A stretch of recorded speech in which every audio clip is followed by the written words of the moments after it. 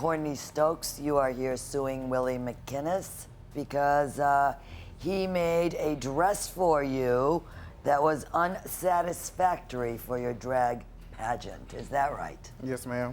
So, Courtney, you are a drag queen? I'm a female impersonator. And Willie McInnes, what do you want to tell me about your sexual...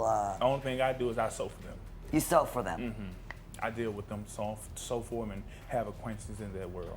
We're here about a dress for a drag pageant, correct? And so, Courtney, you contracted with Willie, and tell me about how you found Willie and what this pageant was about. Well, I heard about Willie through a friend of mine from Mobile, and he actually sold something for her that I liked. He sold a jacket and a swimsuit. Okay, and so did you have a particular dress in mind, or were you going to leave it up to Willie to decide for you?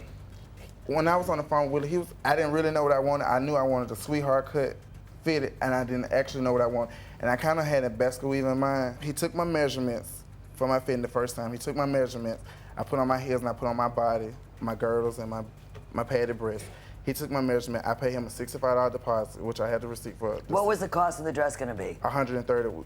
We agreed on the dress being $130. $130, correct, Willie? Yes, ma'am. Okay. 2 weeks later, when I came back, he had the basket weave done on the dress. He had the basket weave laid out, and when I got the body part of the dress was laying on the mannequin. So he asked me to put on my body. I put on my body, and we tried on the basket weave. We attempted to put on the basket weave, and it stopped right here.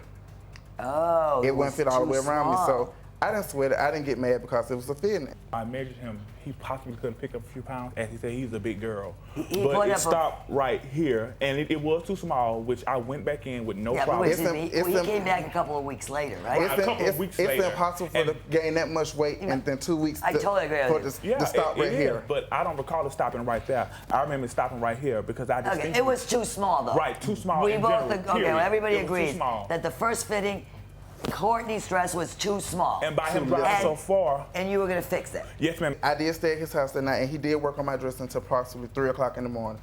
And when did you go back for that final fitting? Yeah, I came back for the final fitting. I called Willie like he always tell me to do. I called him like an hour to 30 minutes before I get there because it's a 2-hour drive. I called Willie, I didn't get an answer. I called Willie again, I didn't get an answer.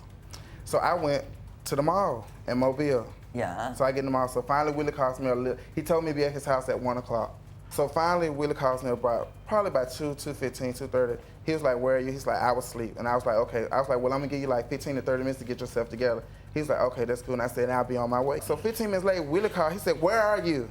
He's like, I gotta go to class. I have something to do. I got something to do. So will you come on? So by then I said, and I hung the phone up. Wait a minute. So he's saying he called you, you were asleep when... No, I was asleep when he first called. And I asked him, I said, where are you the second time? Because I was very patient with him because I do understand you are spending your money. And I was like, well, where are you? And he was like, well, I'm at the mall. But he also told me to be there. Wait. But he was trying to call you. you. Excuse me, do you disagree? I mean, are you telling me that you disagree with what he just told me? He said that I had an attitude when I was like, where are you? I didn't have an attitude. I only got an attitude once he got to my house. Well, let me just see. You got the dress here, Courtney? Yes, I have. Okay, you know what? I want to see you put that dress on for us. Okay. I understand that Courtney is ready to do her walk for us here. She should come out now.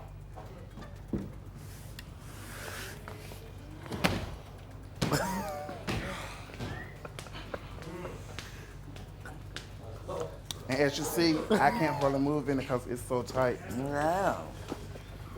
Just a minute. Why don't you stand over here by Pete? I want to take a look at it. Right about here. Thank you. You're right. That's a terrible. I mean, my gosh. As you see how this made, this is not. Oh, it's not in the middle. I can't breathe. I mean, it's too tight. My zipper, the scratches. You were paid to do a dress, and you did a lousy job. You're not going to get the amount of money for the new dress because you were going to pay for a dress anyway.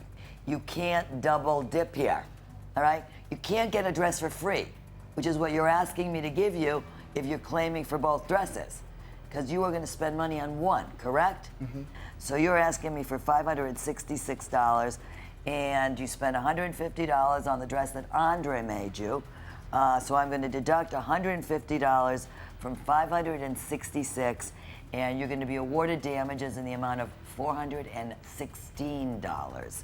Judgment for plaintiff.